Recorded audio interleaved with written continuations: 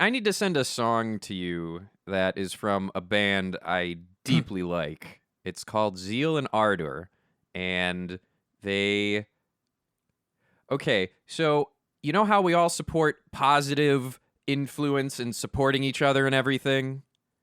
Well, Yes. there are some people who take negativity and turn it into good things. Danny Elfman, throughout his entire career, he always said, I thrive on the worst reviews. Give me the worst reviews, and then out of spite, I'm just going to do even better. So the main guy, a Swedish American biracial person making music and is on 4chan back in the day and is asking people for genres, and he would make like a little riff or a little song in like 30 minutes just to challenge himself. So 4chan being 4chan and terrible, one person suggested black metal and a slur. And so the guy decided to do it, and what came out is Zeal and Ardor, black metal meets slave music. And the result is very interesting. Their live shows look fantastic, and I want to go. And there is a new song they have released that has the main chorus, bow down to the American way, and I am here for it.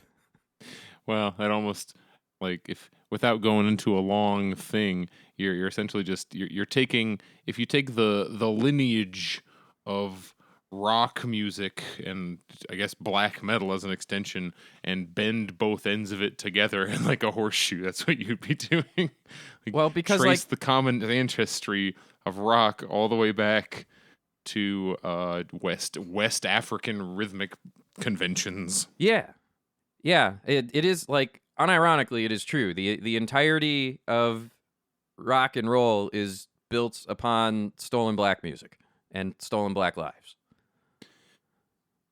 Well, that's an upper of opening. Let's not put this in front. I don't want to act like this is gonna sound like apologia. I would even say stolen because, like that assumes the current day, like American and especially the capitalistic understanding of how copyright and such works. The fact that we can think of art as like stolen if other people perform it, where that's only a market, right? We all say stolen. Okay, because when I say of stolen, I where, mean there are tons of white people still profiting off of Muddy Waters, and Muddy Waters isn't profiting.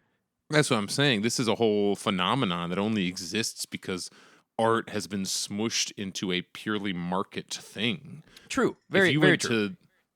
If you go to the 17, 16, 1500s, you would just, what we would call ripping off melodies and themes. It would just, variation on a theme by this guy, and you would just do it. And there was no expected, like, that's your credit, you just do the thing.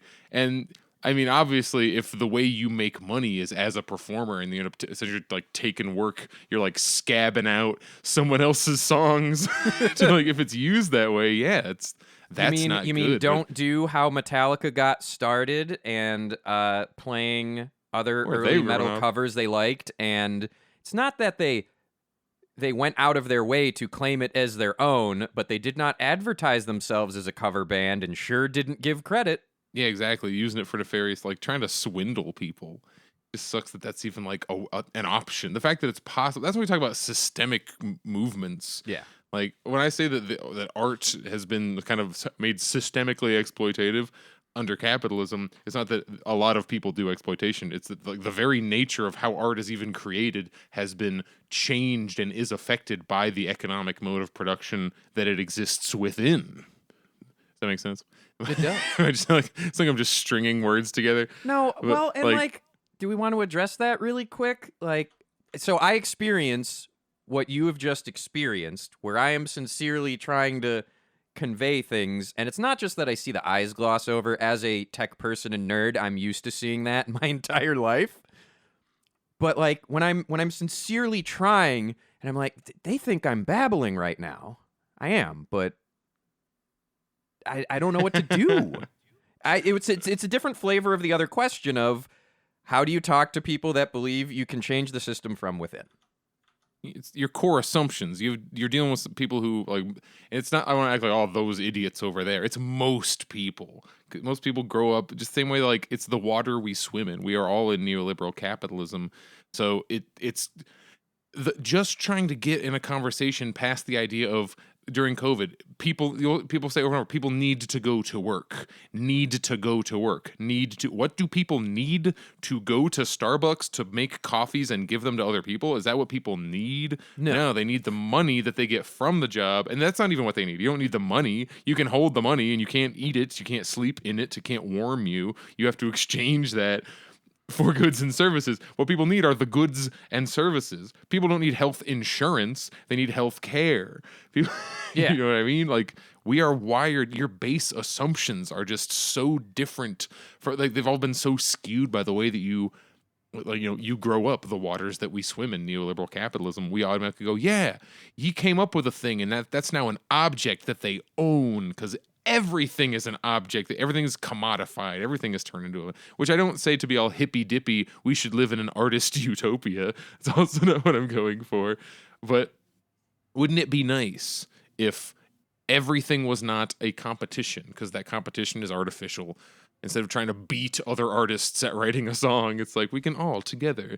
Music, yeah. Instead of beating up, I have to develop this drug to get my funding so my company can. How can we, for the benefit of everyone, solve some shit? Like, solve a problem. So What got us farther? The NASA or Elon Musk having fun on weekends? Yeah. The weird thing with that, I talk about this topic with my brother a lot, in that I'm always refuting I hate how it's Elon Musk doing it. And the only shred or kernel of truth that I do acknowledge and cede to the opposing view is, well, today, specifically, if Elon Musk weren't doing it, no one would be. And the way he's doing it is clearly harmful to all of the employees and things going on, but scientific advancements are being made. It's just being made in the worst way possible, really. We have very sophisticated methods of monitoring you at work. Very sophisticated methods of monitoring what you're going to buy, when and where, and how many, where it should be shipped. We spend a ton of our resource and energy on that. It's just only to benefit a tiny, tiny number of people.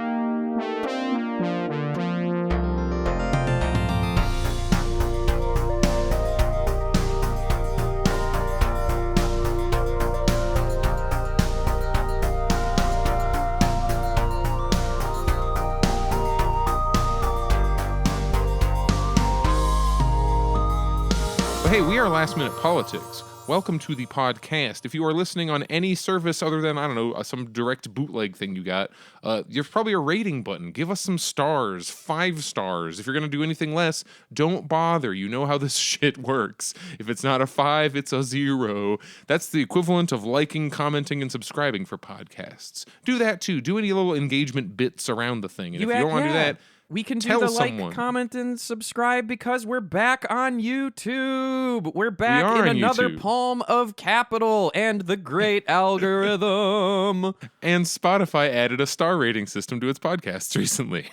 So look at that, Spotify listeners. Give us some stars. It'll make us pop up faster in search results if they think that people actually listen to the show. This is an episode where I am in the middle of building. We're both having structural bathroom issues, which I would like to point out mine are ones. not because of my diet. Yeah, I was gonna say external bathroom issues, not within our own bodies. But we're redoing the bathroom. One of the 2 bathrooms in my house. I know I'm very bougie. You need to guillotine me. I have two bathrooms in my house. I was naked and wet in one of your bathrooms. Yeah, you're gonna be so much. I was gonna say so much nakeder and wetter, but I'm like, I don't know if that's possible. It doesn't get more naked and wet than naked and wet. We're doing full tile in the thing, so it's like been a lot of work. We've been doing that for the last week or so because everything is like, do the thing, and now you have to wait for 24 hours for it to dry. Now do one more thing in that same spot. Now wait 24 hours for it to dry. Now and we're finally actually putting down frickin' tile. We have a floor I can walk on. There's grout that I mushed in with my own hands. It's cool. I like it's satisfying to do labor that benefits really well. I guess the labor, us, but like the tiles and all the supplies are made by somebody, so that the purchase of that benefits someone. But the actual improvement of the bathroom is not going to like a landlord, or it goes to us. It's our house, and we're gonna have a nice bathroom for us to use, which is which is different from me buying a bunch of bathrooms around town and charging people to use the. Yeah. One is private property, which would be a bunch of bathrooms I bought to try to make money on. One would be personal property. That is my actual bathroom that I use, my house. Is this the house you live in or the house you rent out because you don't want to do any work? Is that personal property or your private property? Oh, I have been there. Let's do a quick little flashback. If I've talked about it before, oh well. But the first apartment I ever lived in. So I went to DePaul University, which means I was in Chicago. So generally, you have to be in the dorms the first year unless you get an exception. You can stay in the second, but there are no junior and senior dorms. You got to go figure that shit out on your own. So I was renting 19 on. And during my time in this very, very, very old building, there was a bunch of water issues above. Plumbers came in and had to take out the entire ceiling, and the whole ceiling had to dry, and we couldn't shower in there while it was drying. So then we wait for it to dry, and we're allowed to shower in there, but then we have to get them to come back in and put the ceiling back. And the property management company never booked that. If you're a student out here, try to link student housing with tenement rights, like renters' rights shit, because I got thrown directly into that for the situations you're describing now. What happened with your ceiling? I had to get thankfully it didn't cost me anything, a legal nastygram that rent was going to get paid into escrow instead of them until the ceiling was put back. It's fixed. Yeah. Because, like, by the time it was open, my roommate and I were like, okay, well, I got to go to an interview. I got to shower. And he's like, same. So we go and shower in there. And the problem is, so you'd go in and shower, and, like, I don't know what this stuff was, but, like, flakes of wood and black stuff would fall on you while you're showering. Fucking asbestos. Oh, it's white. And there was some lead paint and asbestos sprinkling onto me as I showered. Yeah, a dusting. Look back at the just completely immoral level of repair that some of the places that my student housing was in. It's like, let's take this 3-bedroom house and make it 10 apartments. It's like, oh. I slept in with a very angled ceiling because I was in the attic. Oh, yep. And the attic itself was 3 bedrooms. Oh, wow. Oh, wow. It was a pretty big attic, at least. All right.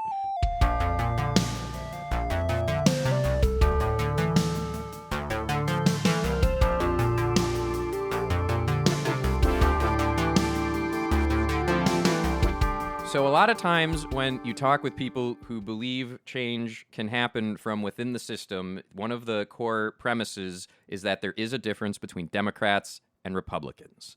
And I have put the link in the chat. I'm sure people have seen it now.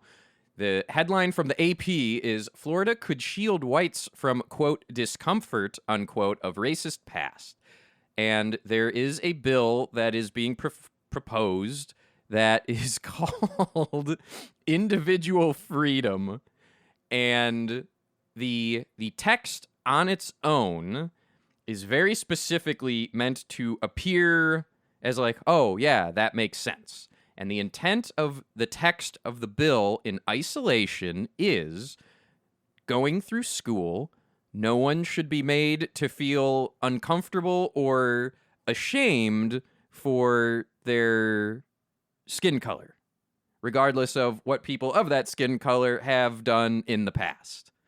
And like at a gut reaction level, the problem is that being in the bill to go forward is built on the presumption that schools today are going to every white kid and going, this is what you people did to black people. Like, that's not happening. So that's where this whole law breaks down immediately. And the reason I bring it up is if you were to ask which party is putting up this law, everyone knows, Republicans. You'd be hard-pressed to really find a Democrat supporting that. And my frustration or confusion is this is exactly what is pointed to when you say, okay, the system is equally supported by Democrats and Republicans, and then someone goes, Democrats don't do this. And that's where I get stuck. So when I talk, Pepper, why should I care about Marxism? Why should Marxism, socialism even be a thing I look at or study or listen to?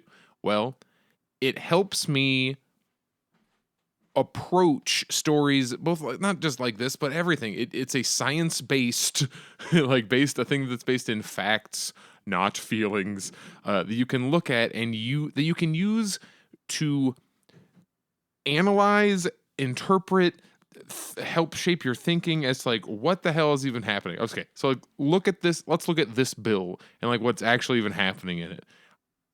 My reaction is that this is possibly one of the most pure distillations of a culture war thing possible. What does the bill target? Discomfort. I'm looking at the article here. In quotes, it's prevent private businesses from making white people feel discomfort. Well, all right, wait. I want to give a quick clarification. So the AP is writing about the presumed actual, what this is going to be used for, but nowhere in the bill and everyone involved. If you were to say, hey, what's this fucking bill about shielding whites from discomfort? The immediate reaction is, that's not what the bill says, and that is correct. That is not what the bill says.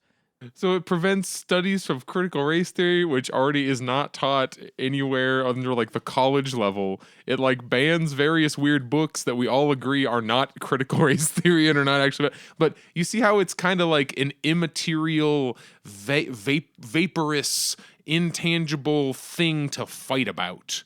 Because if you want to react to this, you're forced into the stance of either I don't know, white people should feel uncomfortable. I look at the last paragraph here where you get another state senator's reactions, who's at no point did white people say should be held responsible for what happens, but what is it?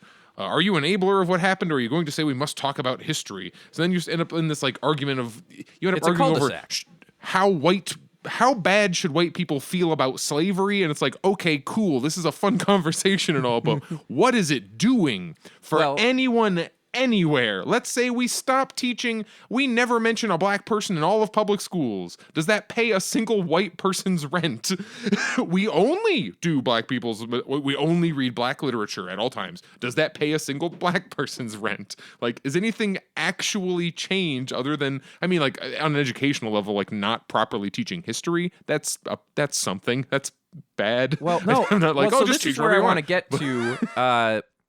This is what I want to get to, and it's the insidiousness of using the culture war to advance capital and fascism, because they're all linked, especially here in the United States. So, what does this bill tangibly do?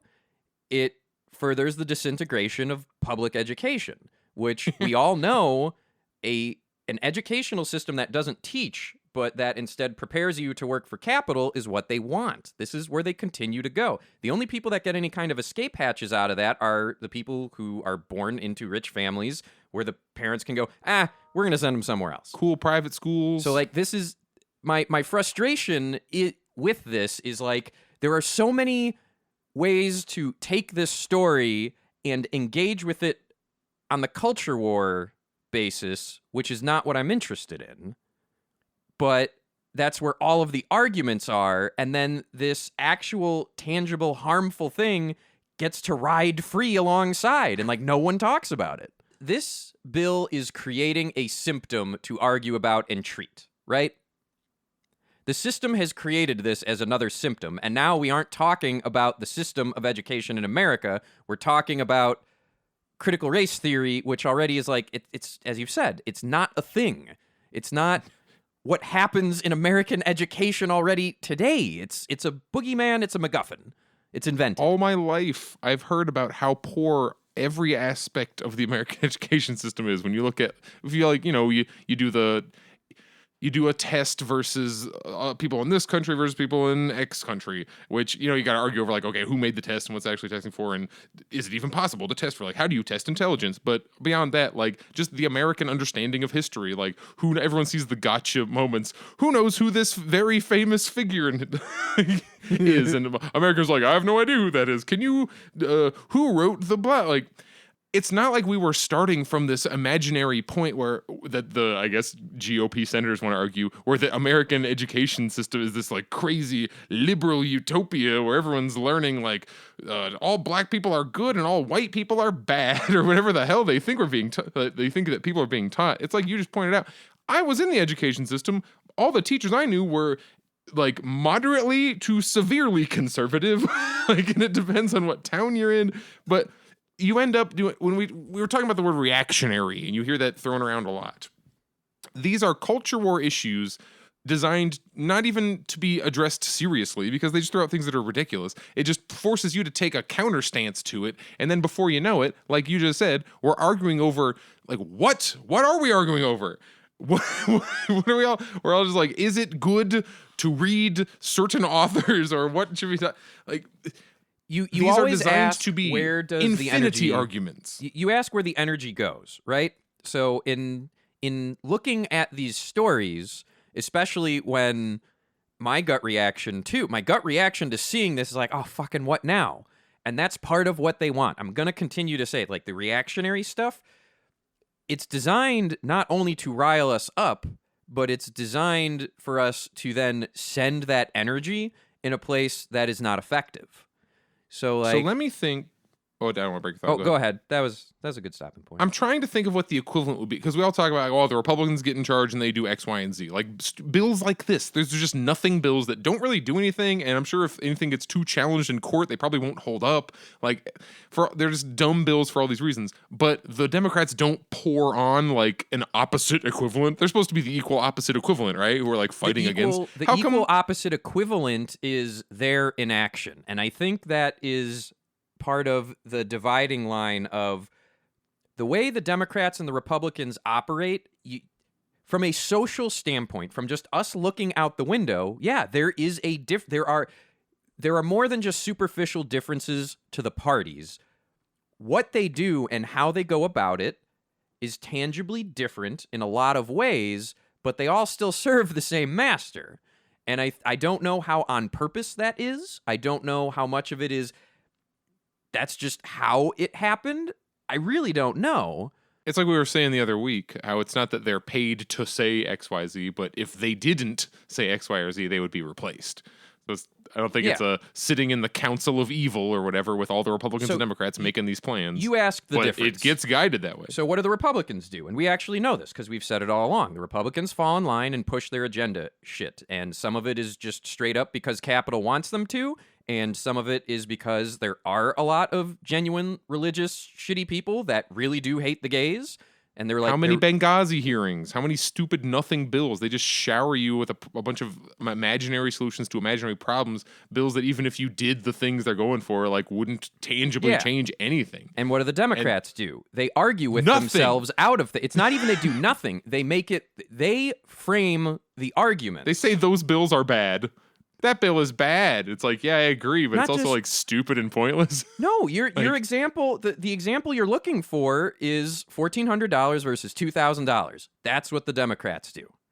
The Democrats are about to send out, maybe, we'll see, 400 million N95 masks 2 years into a pandemic, a year after assuming office. One time, maybe, we don't know, but like, I'm glad the masks are getting sent out. Don't get me wrong. But I have to look at the implementation and what it took to get here, and none of it addresses the systemic problems of why we have so many dead people from a pandemic. Into it. So when I say the Democrats do nothing, I'm saying usually most of their actions are nothing. They could be throwing out a bunch of bullshit bills that are equally meaningless and just kind of designed to make us fight, but they could be, in the slightly left, I say in giant quotes, I don't know, the left version of whatever this is, pass one that says, we are teaching critical race theory, fuck you. Like, I don't know, whatever, like do something and then get them to fight a stupid argument, but they don't. So yeah, when they do get action through, it's always not even half measures, quarter measures, eighth measures. There are 500 million is a low, rough estimate of however many people live in the country. I think it's closer to 600 million now, isn't it?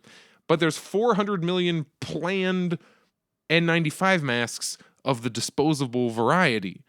Just like they're sending out, they've now said you can sign up, and we both did this, right, Draggor? We signed up to get our 4 free tests. Yes. There is a government site. It's through the U.S. Postal Service. It's a USPS website. Go do that, everybody.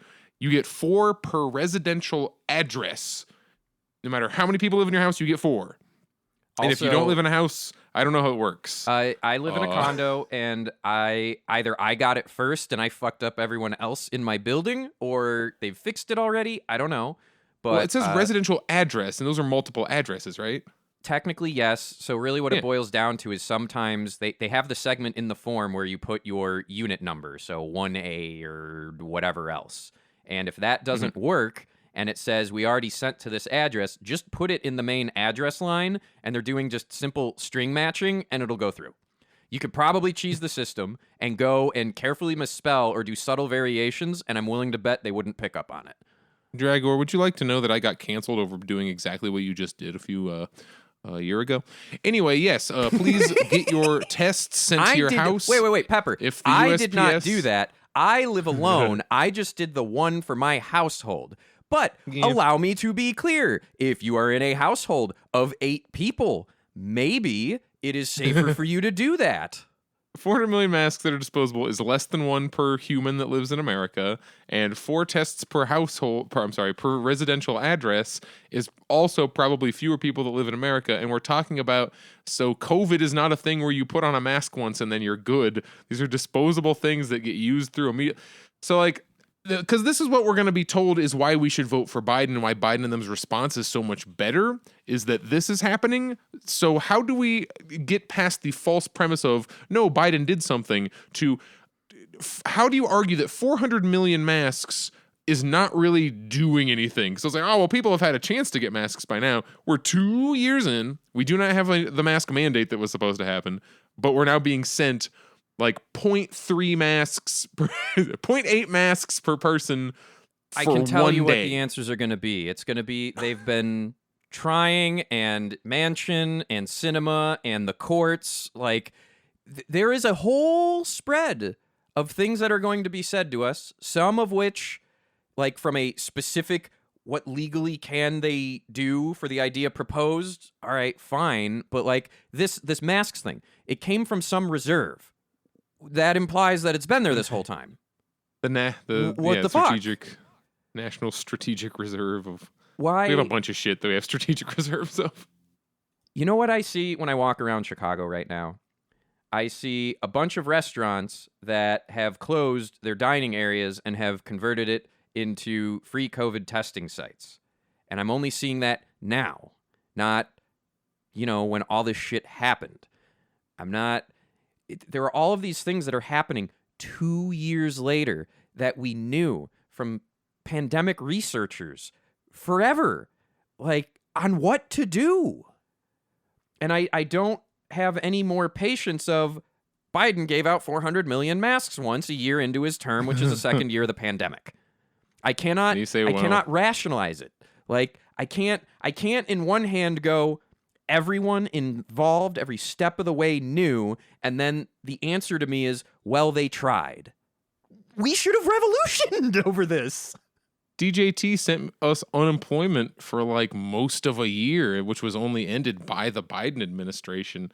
If you want to talk about who has materially done more, which also is then like assigning, like doing this weird thing you do in the US where everything that happened in a given time is the president's responsibility, even though the president does not do everything. I know. I agree. Like Trump has done more materially for the pandemic at this point than Biden has. They both had a nearly equal amount of time. I think Biden's had a little bit more time running things under the pandemic. And yeah, Trump got on TV and talked a bunch of dumb shit, but people got checks. And meanwhile, Biden's like, sorry, your childcare tax credit's going away. Sorry, we couldn't pass Build Back Better. Sorry, we can't do the mask mandate, but here's 0.8 masks per person once. It's the fact that we are once again not in. It could have been an overwhelming, everybody go home, you get your $2,000 a month, we're continuing these payments, your child tax credit. Like, they could have just actually thrown every effort at it and been like, fuck it, we're just going to burn all these bridges. We might lose our seats in the future, but we are doing everything we possibly can for COVID. And then it would be a little bit like easier to go, yeah, but come on though. Look at these markedly different COVID responses. But we don't have that. We have Kamala Harris going on TV and saying, Google it, find a test. Good luck. While simultaneously, people who Google it go to fake COVID tests. Point of clarification, just because I found it weird. The stated population of the United States for 2021 is around 332 million.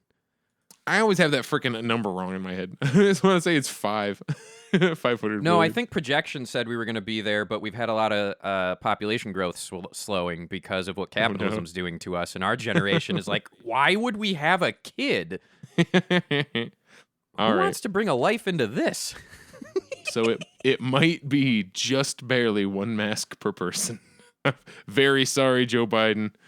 I'm completely wrong. We're going to be fine after this.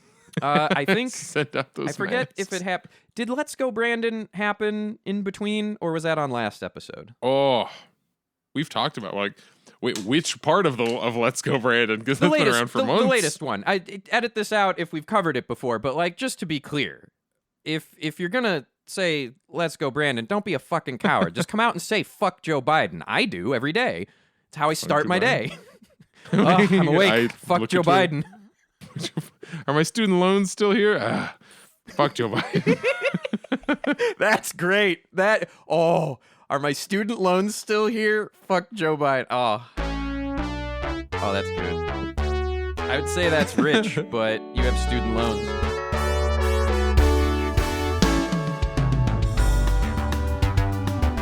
Friends and neighbors, this is semi tongue-in-cheek, but it's been pointed out like various times of how like people on the like your Jordan Petersons, etc., people on the right and people used to on the left, like there's a minor, I don't want to say a self-help element, because the whole like that invokes the self-help industry, which is mostly quackery and nonsense. But at the same time, humans are a collaborative species, and we help each other out, and we give each other advice a lot. So while these are not like set in stone or not rules that work for everybody, I kind of enjoy the idea of just like, I'm going to call it Pepper and Draggor's democratically selected rules for life, because they will be brought up for discussion. And if they are determined to be a bad rule for life, they will be removed. These are democratically selected. And if after like a year we come back and we're like, oh, conditions have changed, that is no longer a good rule for life. Let me throw them out here. Applying the science of communism to rules for life. Because, real talk, it's not that you need to, like, creepily Big Brother look over each other's shoulder and always be on each other's ass for every little thing. But, you can't just... If you live your life in a way that is detrimental to those around you, like, it's more like being a good neighbor. Because that is a thing. State Farm is there. Me saying that, hey, probably don't blast your music past midnight, like on a work day, if you live in a populated area. That's not fascism. That's just not being an asshole. You know what I mean? You can't tell me when to turn off my stereo and stop screaming can we have outside. All right, there. That's the name of that sub-list. It's not fascism. It's called Don't Be an Asshole. This is called Not Being an Asshole. All right. So, this is a good one for that. My rule That's number the title. one. That's the proposed title for this episode. It's not fascism. It's called Don't Be an Asshole. Let me write it down. I have a few. I'm going to list a few today. Draggor hopefully has a couple too. And then we'll kind of add or subtract for this as an ongoing bit. If we have new ones, old ones, or want to remove them. And we'll discuss them periodically for the Democratic segment. And those in the chat right now, give me your knee-jerk reactions to them. This is part of that democratic process. Yeah. 1, shower once a day whenever possible. That's my first rule. It's a good rule for life, in my opinion. If Also use you the live in an caveat. area where you don't have you're not gonna. I asterisk that because I'm a scout, right? And it's you being in the desert too. Like there are situations where if you don't have to shower and that not showering isn't going to negatively impact people, like you can make that decision for yourself. But in general, yes, I agree with the rule. Are we starting with 621? Oh, here we go. Let's do. I'm gonna put. I don't want to say shower. Let's generalize it. Can we generalize? I can change shower to bathe, which is even more general. Once a day, perform personal grooming. Personal. Whatever that means for you and your society and what you have to take care of. You don't have to shower. If personal grooming, if that means you've got wipes and you do it, like I'm about to have to do that. I don't even have a working shower right now. That's what I'm putting. I put once a day, perform personal grooming. It's very general. Enjoy this. I was going to put when needed, but you have to remember that the when needed can't necessarily be only your opinion. Right? Uncle Kage gets a lot of shit, but people. Uncle Kage's speech on how the human olfactory system will acclimate to almost anything in 15 minutes, especially your own odor. I would call this pro-social behavior. That's a good way to put it. This is pro-social behavior. Don't be smelly. So everybody's standing around you in the store. It isn't like, ugh. Come on. All right. Do you have a rule? Because I have 3 today. I have, like mine's, you read mine, so I'll pluck a couple of things out of this. The tongue-in-cheek version is called Don't Be Principal Skinner from The Simpsons. You have all seen the meme. If you don't know what The Simpsons is, you have seen a yellow-skinned person with gray hair in a suit outside, and it's 2 images. And the text is something like, Am I out of touch? No, the children must be wrong.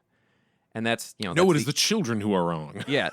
So that is age-old. There is graffiti from Roman times and older about how, kids, the elders don't understand the kids, and the elders, the kids don't respect the elders. This is just built in. This is part of us. And the genuine rule is, to the best of your ability, commit to lifelong learning or being a lifelong student. The number one friction that I personally witnessed, both just growing up in a particular household all the way to a commentary on people I see in life, is at some point, a lot of people turn the switch off, or they just go, no, I got it figured out now. And that's it. And the problem with that is new information can come later. Science says, well, you can figure something out for now, but if you get new data, new evidence, especially anything that's contradictory, you should revisit and see if your outlook or answer or view needs to change. There's no guarantee it does. I have this is a frickin' Lenin quote that I've busted out before. I'm starting to like, if the conditions change within 24 hours, the tactics must change within 24 hours, which is giving the same sentiment you're going for. Like, things change constantly. If you go for like the current day, like there is CPUSA, Communist Party of the US, and I've heard them described as it was kind of sort of like the Soviet Union lobby. The same way there's a bunch of Americans who are like pro-Israel, just in kind of a vague, like, let them, like, we'll tell people to be not in the same way, but there's people over here who are just like, leave the Soviets alone. We should do the whole, but their tactics seemingly have not changed. And that's partially the explanation for why they've kind of like gone away. It's not like a force anyone deals with anymore. You become irrelevant. It's not just that it's good to like keep up with things and learning, right? At the same time, that's how you become irrelevant. Our current parties are pretty much like they're irrelevant in that they don't have power. They have lots of power, but what they do is because people are acknowledging that the old institutions are essentially becoming irrelevant. They only exist to respond to emergencies like a COVID, and they are unable to. Yeah. So it's not even that they're unable, they willingly fail at it. They actually are able. These systems, like, I don't want to shit on the entirety of like our government and structure, right? Because like it has done stuff. It did put a fucker on the moon. That's insane. The thing, only like, to piss off the Russians. look, I'm not talking about motivation, but I am saying it's the same thing with Elon Musk. I hate that he's the one doing it, but things are moving. So There's an argument that capitalism was a necessary step between feudalism and communism. it might. It's just we're there now. We're done. Yeah, we got there. Like at some We point, that's where things industrialized. evolve. The abstract thing that a coin or paper money represents had to evolve socially for everyone to decouple and figure out Sure. that you don't have to grow all your own food and do all of your own farm. You know, like we can specialize and distribute and maximize our potential together. You can have somebody who's just the clothes person. You don't. Not everyone has to make their own clothes and their own food and farm their own shit and shoe their own horse. But if you do want to be more than just a plain and simple tailor, you can join the Obsidian Order. Okay, fucking plain and simple Taylor, fucking Garrick. Give me the, how can we write this as a rule? Because I like what you're going for. Like stay fresh, be willing to change. I do genuinely mean, and it's been used before, lifelong student. People are there's this attitude in schooling, and I had it, and it was can't wait to be done with school. Can't wait to go be practical. And that is a misframing of the situation because learning is the prototype. It's the foundational layer to doing anything practical. And part of it then is once you've done the thing, you should go back to learning and research to see how you can iterate and get better. Humans never get anything right on the first, second, third, 20th try. So like the other rule with lifelong student is normalize failure, embrace failure. Because the only way you're going to know if something works or not is you have to do the version where it works, and you have to do the version where it doesn't work. And usually it's several versions of it not working before it does work. H3 in the chat. One must fuck around to find out. I have what I was gonna say is instead of going to my third rule, this kind of like spins into what you were talking about, and like challenging your own assumptions and trying to absorb information and not just like ignore like, nope, this is how we were doing things, and new information will not change how we were doing things. As I wrote down as one of my some version of we're fed a lot of the U.S. has a narrative, which doesn't mean that there's people who sit around and decide with it, but there's like the popular version of just what's happening. Like if you watch CNN and a couple other things, just talk to general schmoes, read some headlines, the narrative, the voice of what is the voice generally of the agreed class, upon. You mean? Yeah, that's what it actually is in practicality. And we're getting there with Ukraine right now. I do not know. I don't know.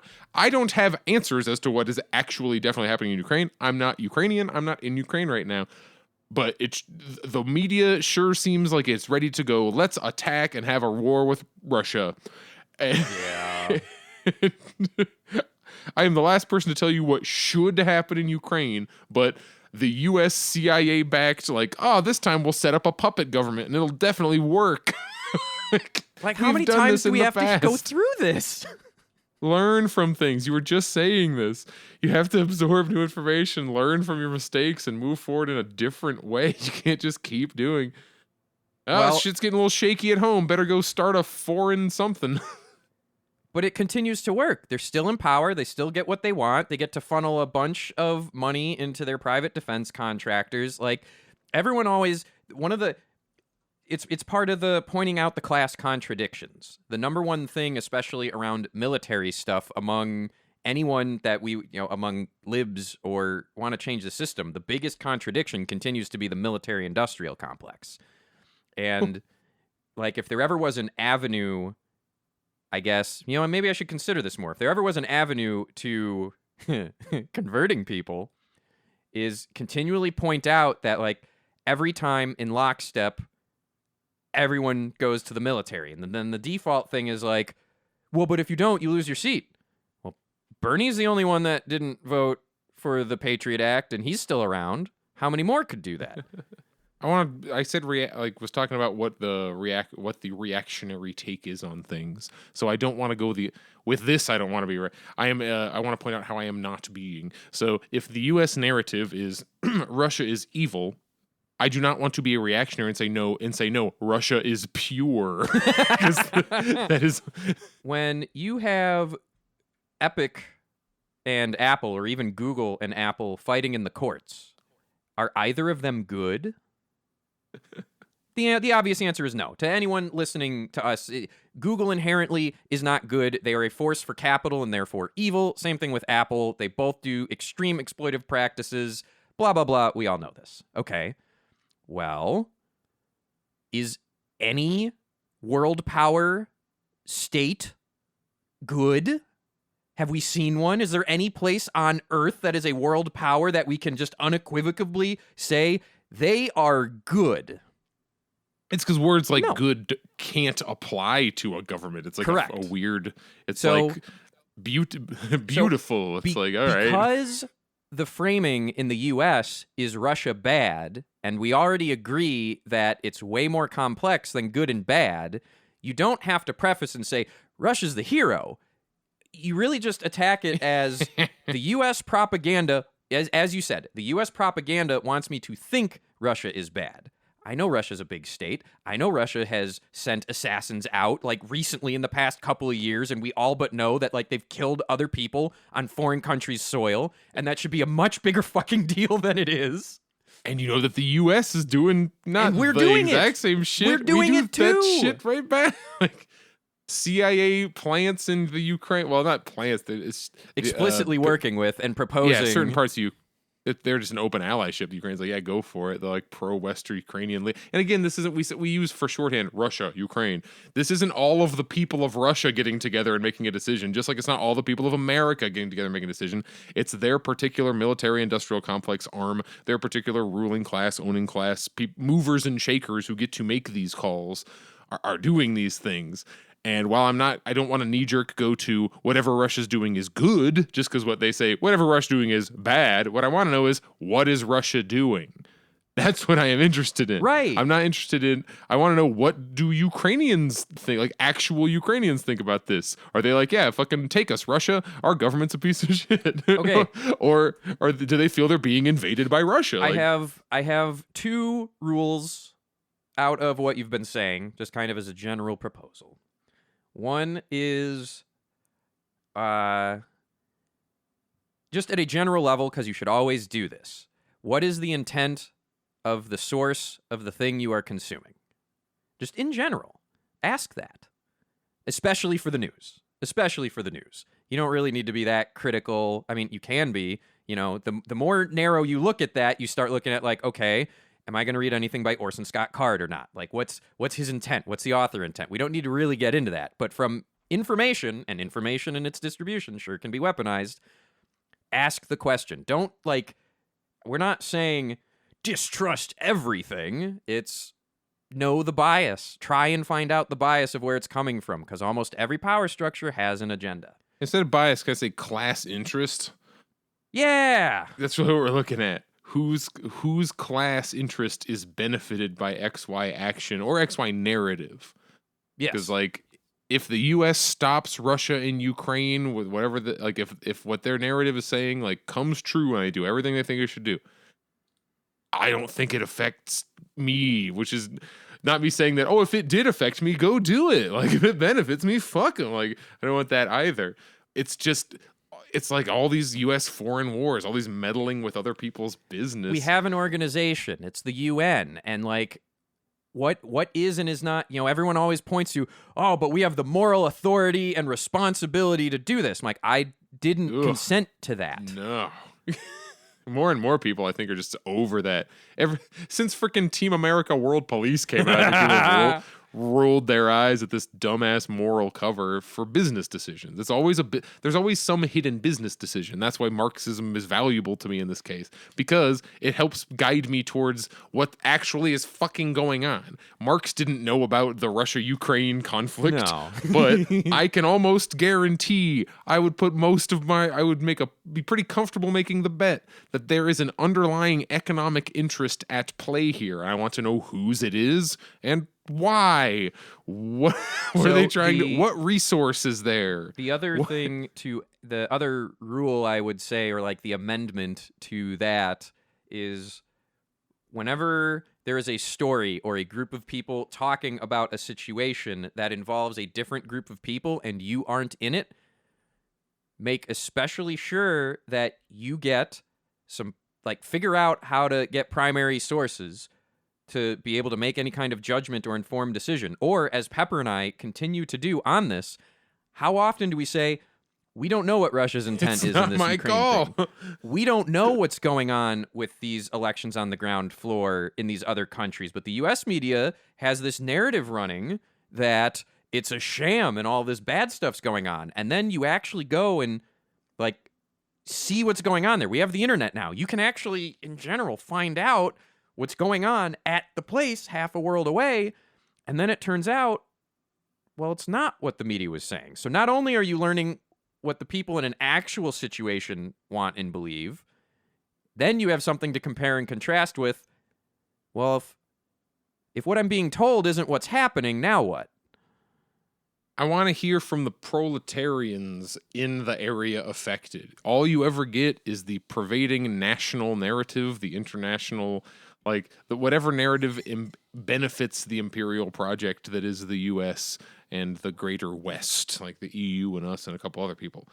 That's the narrative you will hear. I get annoyed. I get on NPR. I hear about the Kellogg's strike. The only people who get interviewed are the, like, CEO, CFO, whatever of Kellogg's, and, like, the union boss, maybe. And I'm like, I want to hear, like, what do the actual Kellogg employees want? What do them in Nicaragua? Like, what do the actual Nicaraguans, like, how do they feel about their election? Like, do you feel like you're threatened into voting a certain way? Do you think of this, like, in Mexico, in Bolivia, no matter where you are? And then when it actually becomes an Arizona issue, I want people to listen to my fucking voice. I, as an Arizonan, have opinions. I, as an American, have opinions. This is how I feel about. Oh my God. Just in my existence and traveling to cons, the number of things people say about Chicago, and just immediate, it's like, no, that's not true. Like, oh, well, you're used to it. I'm like, no, it's factually untrue. Stop saying that. The crime is, like, not anything like you describe. Anything you describe is in these particular areas that have been savagely attacked by a history of institutionalized racism and brutality. So really, you're going to point to, oh, there's violence and crime here is the problem, when you have an entire city's life fucking with people. That's what you're going to point to? It's constant. Things being material, the things we actually care about. What you're describing is people see these issues like, I don't know, crime as like a moral thing, which, I mean, yes, I guess some crimes are based on someone making, like, a decision, crimes of, I don't know, passion, but most crime is crimes of desperation. It's people who need a thing, they need resources, they need subsistence, and they find a way to do it, and it is not legal.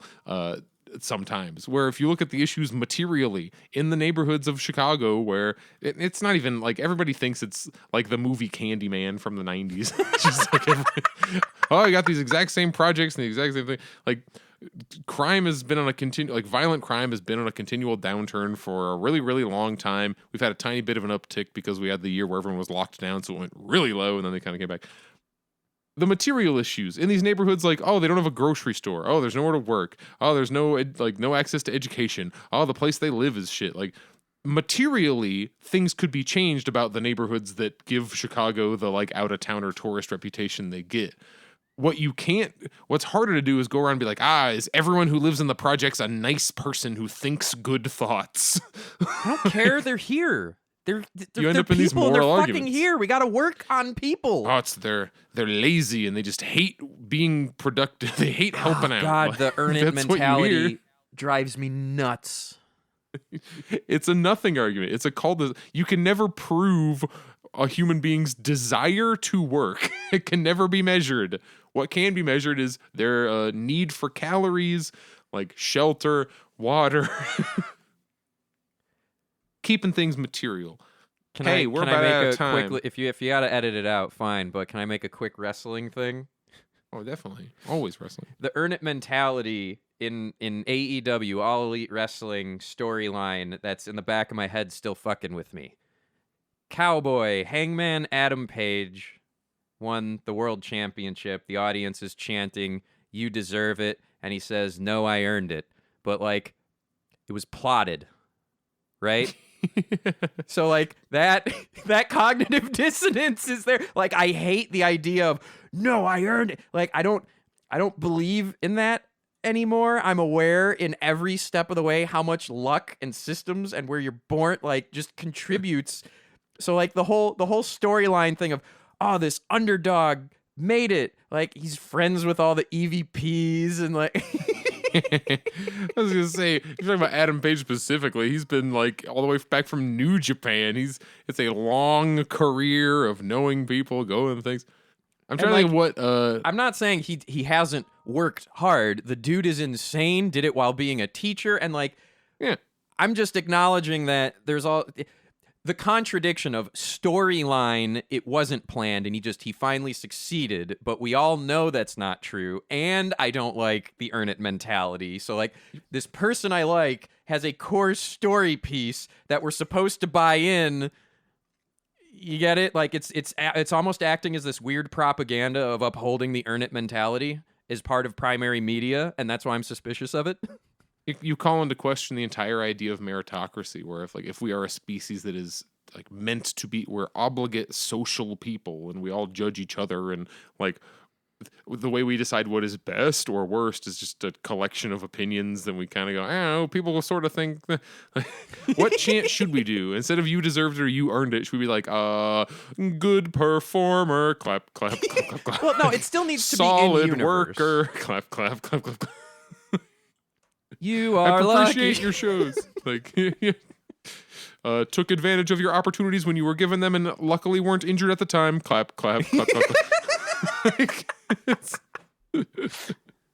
Well, the last thing I just mention, because we don't have there's no end to this story. It's just, hey, bring it up because it kind of supports what we were talking about. Not that you should be an ultra suspicious conspiracy. Don't look for illogical, crazy explanations. Occam's razor. Don't be like, the moon landing is fake. Doubt everything. Doubt things that are worth doubting. And the national narrative is usually worth doubting. Here we have a thing. Catalan news. Catalonia being in Spain, or a part of Spain that wants to be not a part of Spain.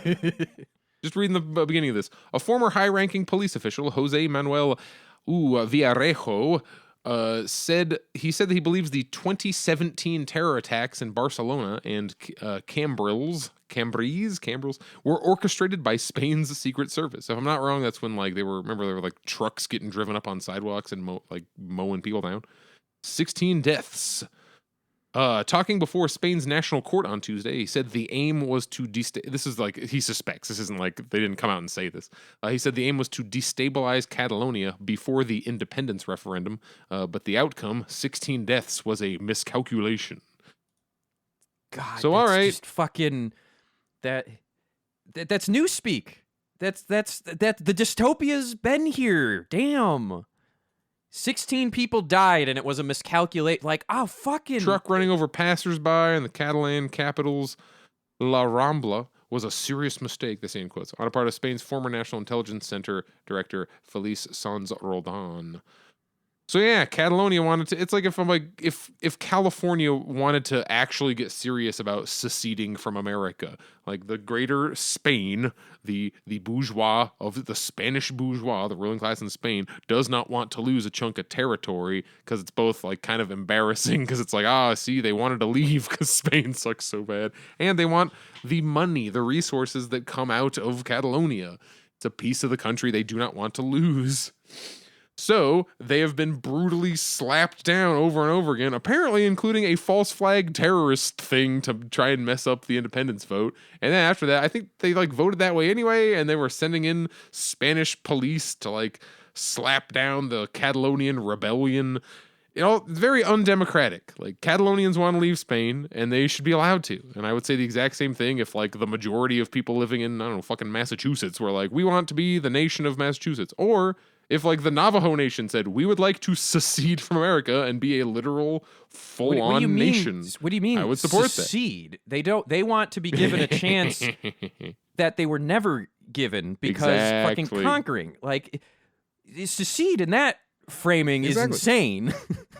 I know, but that's the language you would have to use. Like, that's what it would be called. It would be called a secession from the U.S. And no, it would be called the rightful and fair renegotiation, except you can't even call it fair because it's impossible because we murdered everyone.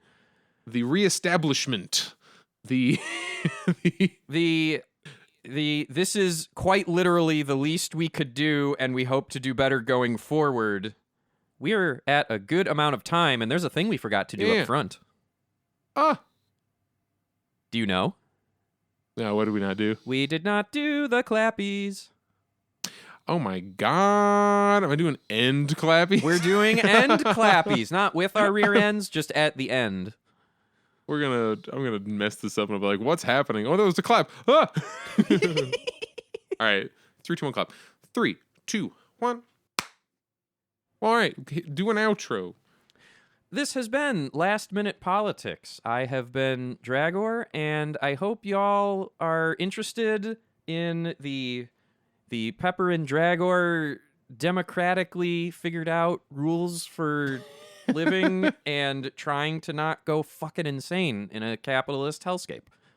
We'll be redressing them every not every episode, but I'll bring them up every one. I'm keeping them in my notes. I think what we have to do is get a poll so all patrons we should do 2, and this requires effort, but I might do it where we do it through our Twitter and then we have the patron one, and then we set up some data differences of the patron version of the voted in and the general population voted in. Now you just weight the patron votes; they count as 10 votes. And then people be like, but that means you're voting with your dollars. Like, no, not dollars plural. All it takes is $1 to have a voice at this table. They'll be like, stop the steal. Stop the count. Give your outro.